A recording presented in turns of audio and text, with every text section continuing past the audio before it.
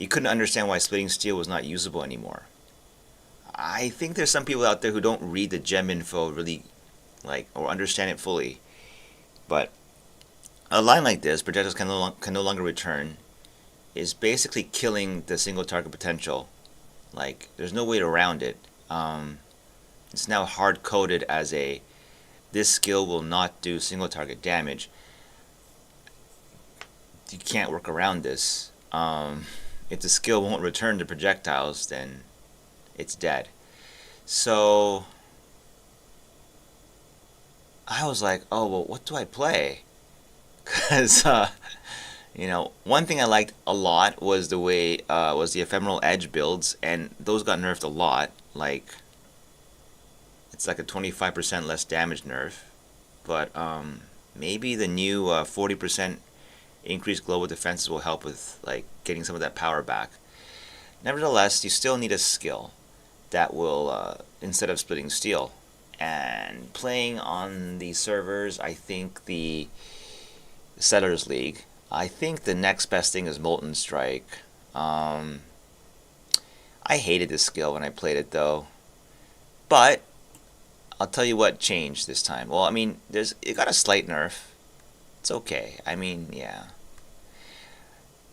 I actually tested the exact same character, but instead of using splitting steel, I used Molten Strike, and it's okay. Like, with only a few minor adjustments. I mean, like, it didn't take long. Like, it was just basically swapping the gems over, adding in slower projectile support. And I didn't even do the best options. I didn't. I'll show you later. But this is a setup that uses everything that's the same, but Molten Strike and slower projectiles instead of splitting steel. So anyway, Maven goes like this: Uber Maven with Molten Strike. I thought that was pretty decent. I was actually kind of surprised. I mean, so the way I had the character set up, splitting steel would have done better, way better. But for just a swap from one gem to the other, I thought this is pretty damn decent, and I can play this. And the truth is with POB, I think you can just squeeze out another like 30-40% more damage just by some node changes and gem changes. So this is probably going to simulate what you just saw there, is probably what you're going to get if you did min-max it and then ate the 40% damage nerf. I can live with that. You know? It's pretty good.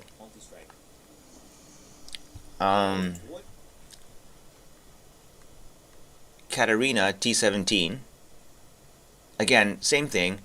This is using Awakened Lightning Penetration, which is not the right gem you should be using for support in this build. But even with the unoptimized setup, so to speak, this is T17 Katarina, healed fully, I think. Well, I don't know. I mean, it was a pretty easy. Let's go back a little bit further. I mean, it's pretty fast. It's pretty easy. It is an endgame setup, though. So it should be expected to kill like that quickly, but this is, I think, an un-ID'd map. And so it can do T17's un-ID'd, a build like this, which is nice. Yeah. That's pretty good damage, I think.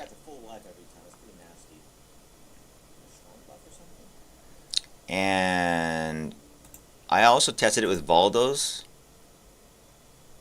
I did a lot of Valdos in the previous leagues with splitting steel. And this is one of those nasty maps, the one that you have to take off an item to even do damage. And I think I changed my mind later. It's better to take off your ring. I actually kind of forgot how to deal with these maps, but here I took off the boots, but it killed my resistances, so I should have taken off the ring. But this is a map where you have the 10% less damage per equipped item. which is really brutal because you're doing 90% less damage, right? I mean, if you take off one item. So like a tenth of your damage, and you have the feared, right? And this mod often appears with these kind of maps is that you can only damage things within 2 meters, which is a tiny circle around you. And it's Union of Souls. So this is not a very fun map usually, but well, I like them. They're fun and challenging. So I think on this run, if I don't have the wrong clip, it cleared it. So even with an unoptimized setup that is, yeah, here, so it's 90% less damage, right? So normally what, like it's in 100k something range, 500, 600k. It can still do this map with the feared T17, with feared and even Union of Souls. It's fine. I think I changed my mind here. Yeah, I put the ring on and take, because can't run it without no res. So, but anyway, I'll keep talking while this thing is still going because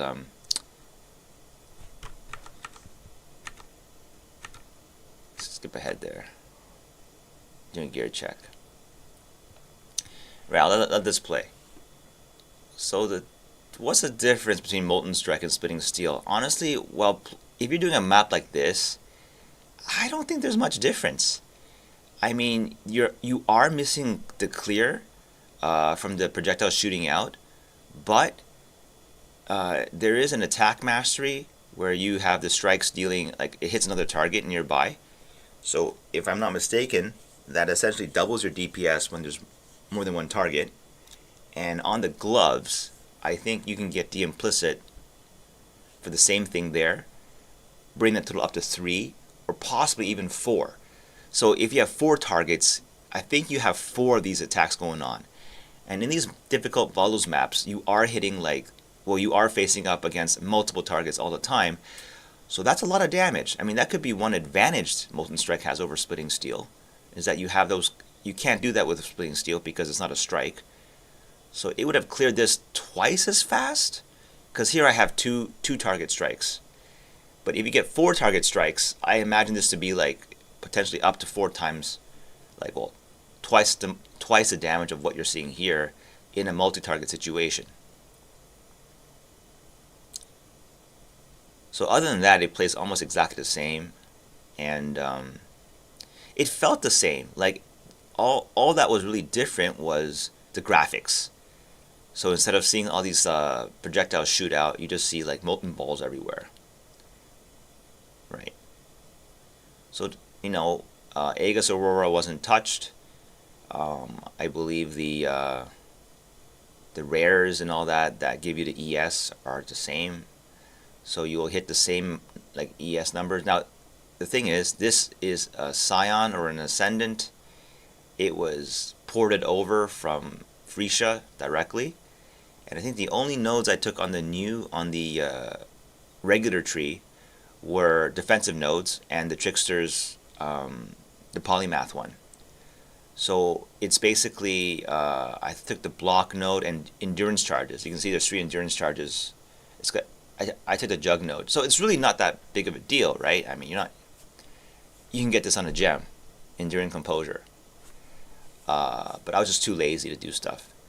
So if you think this is a Trickster, like a Trickster would keep that energy shield stable in high damage situations because it mitigates the spikes of damage by not with Soul Drinker. That lets you keep the leech going, even if you're full. So it wouldn't shake this bad, I think, the ES. And also it has one step ahead to deal with all the CC in the game, especially petrified mods. But I think the most important one is probably Soul Drinker, that would keep this energy shield level stable. It wouldn't be as it wouldn't shake like that. Yeah, like here especially, I'm almost near death, right? Well, Soul Drinker could have prevented that. So, but other than that, the fear will still go down eventually, even with the less damage mod. And Yeah, I mean, it wasn't comfortable, but it still did the map. The thing is, I think like Trickster is by far like the best of all those map farmer. You only have Trickster or Jug, right? Because those are the only two that have like unconditional CC immunity against Petrify and those kind of mods. So, and I think it's a lot easier to do a shield setup. I mean, you get so much defense from your shield. So, look at the POB.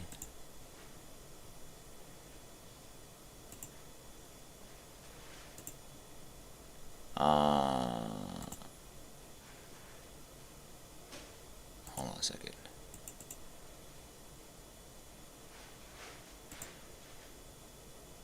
Okay. One thing I noticed about POB, for Molten Strike, you actually have a nice calculator for your for the average damage. I think it could be accurate. I think it is. I think Splitting Steel has a higher top end. I don't know. Like if you are assuming a perfect position and every projectile is hitting, it probably does more damage. I'm not sure, but this is an unoptimized setup because I was still running. Is this right? I think. Hold on. Sometimes POB is acting up like that. It doesn't really reset your gems at all. So settlers still there? Yeah. Yeah. Average balls hitting. Yeah, 9 mil. But POB always enables POE Ninja, sorry. They always turn this flask on. It's huge. It's like almost nearly double damage. Tinctures are really crazy. So baseline 16 mil. What you saw in the video. This was the character that was in the video. It had an average balls hitting a Molten Strike for 16 mil. But if I go to skills, Molten Strike, and I take away Lightning Pen, change to this one, Awaken GMP, 20 mil.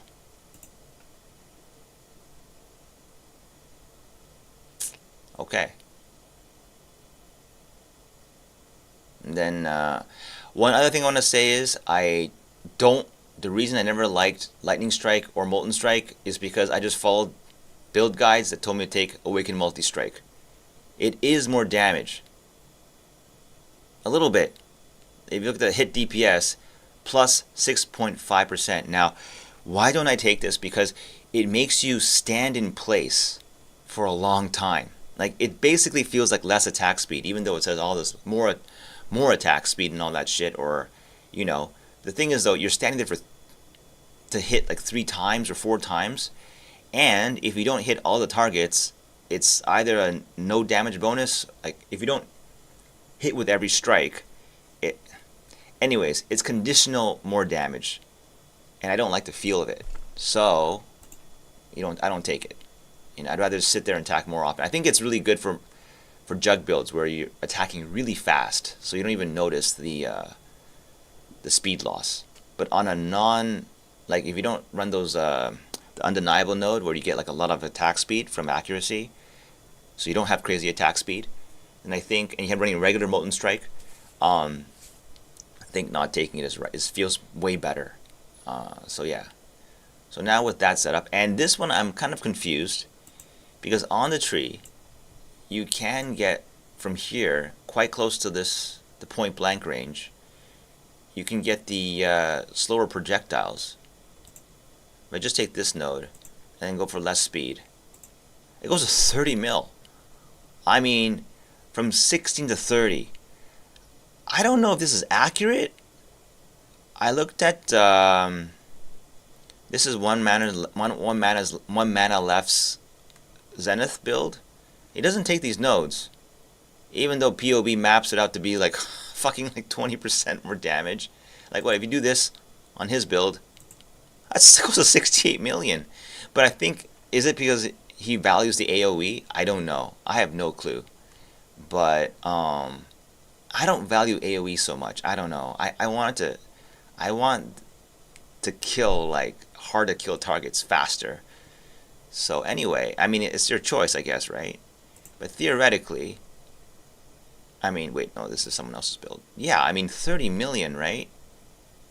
On an ES build with Aegis Aurora, which is a super tanky like shield.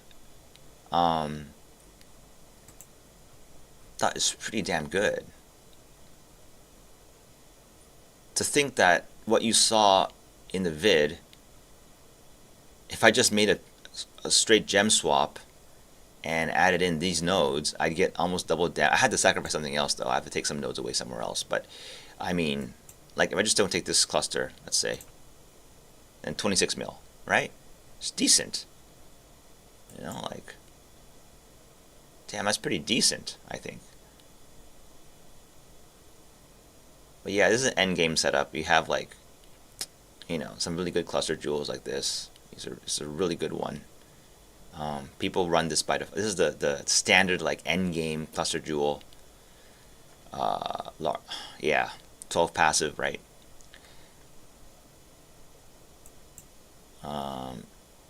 What did I run here? I was running Gladiator for block. I had Trickster on a Flesh Flame. And Juggernaut for stun immunity and endurance charges. But you know, you can whatever. I mean, Trickster is probably the best for this kind of thing. And Lethal Prides give you rage on melee hit, which you could never use with Splitting Steel, because it's a melee hit, and Splitting Steel is not melee, but Molten Strike is. So what that does is, usually, because rage is like 30% more damage, I think you can't really ignore it, especially in fights like the Voldos where you're hitting stuff all the time. So instead of having the rage on attack hit, you take the non-Val strikes target additional enemies for like double, for like even more targets hit in a multi-target scenario. And I think it goes up to 2. So max is 4.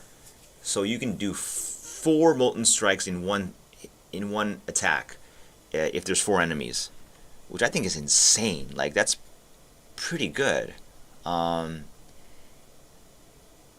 another thing is, like, unlike Splitting Steel, which requires you to be like right next to the enemy for the biggest single target, Molten Strike is a lot less like strict about your positioning. Well, you just get into melee range. There is no like positioning like trick. You just have to be close enough. That's it, and it will do pretty much, I think, the max damage. So that's nice, I guess. The one thing that I thought was kind of is that it may be hard to see here. Let's go back to the browser, I think. But still in the map. It took a long time. I think I cleared a feared here.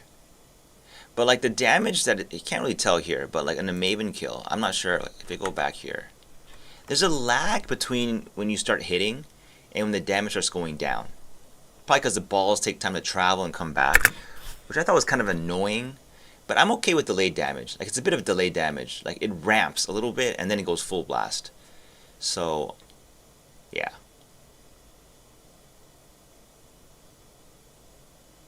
But it's good.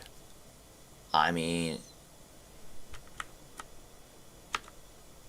I think it's good.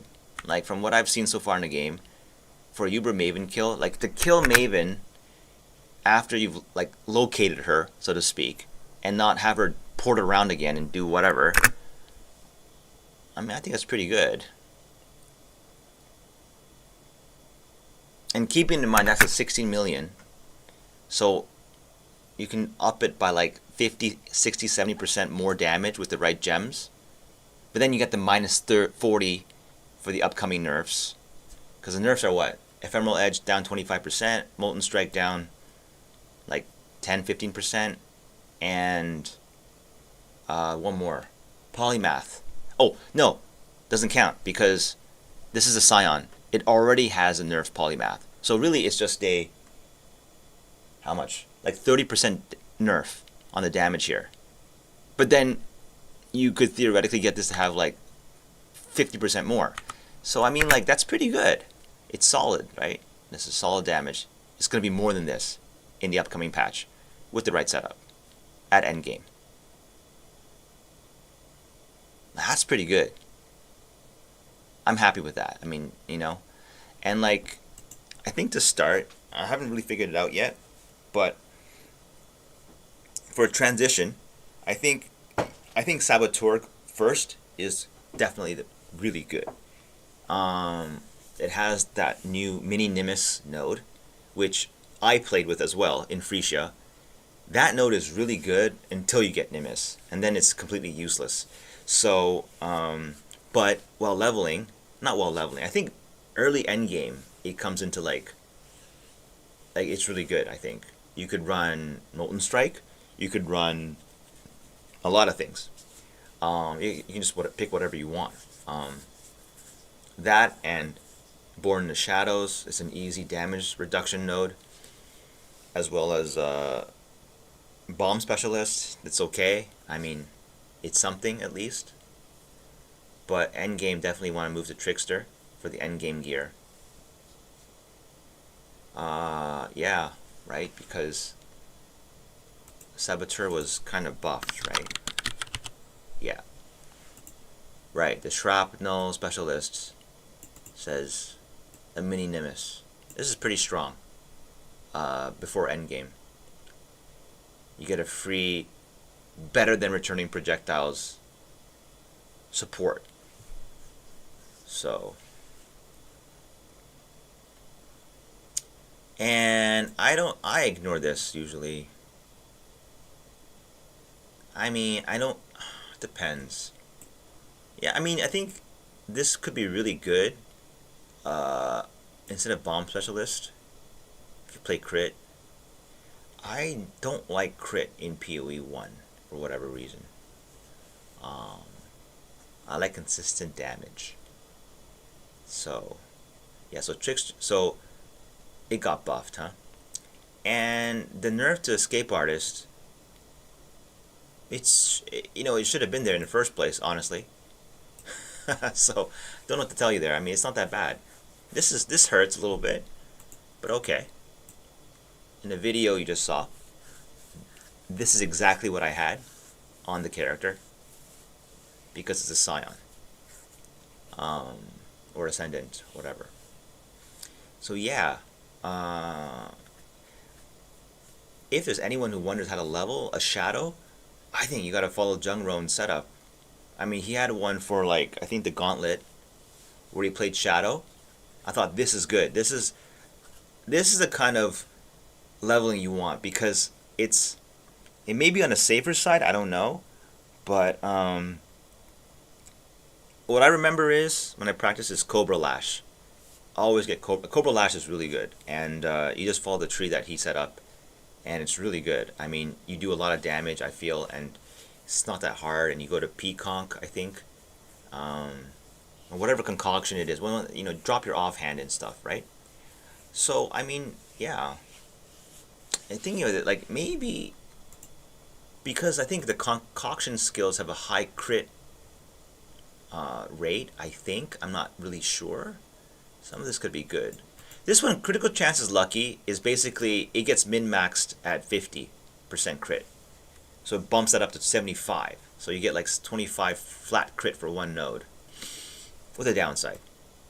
Like, I don't think this is that strong. Like 25% crit, so what? Like, I don't know. It's not that big of a deal. To me. Right. But one other downside though, like, Jesus, GMP, Awakened GMP, fucking 50 defines on standard. On Settlers, how much is this? Oh, are they down? Oh, the Settlers is dead now. Okay. Maybe it's time to play. Because I wanted to play. But they kind of removed Settlers this morning, and I couldn't get into the character. Now maybe it's back on, and I want to see how good the damage can be, because I didn't even have the right gem setup in the videos you saw, so it could be doing double damage, you know. Oh, I gotta buy this. 25 divines. Oh fuck. 2 years ago? He's not selling this, is he? Anyway. Yeah, that's about it.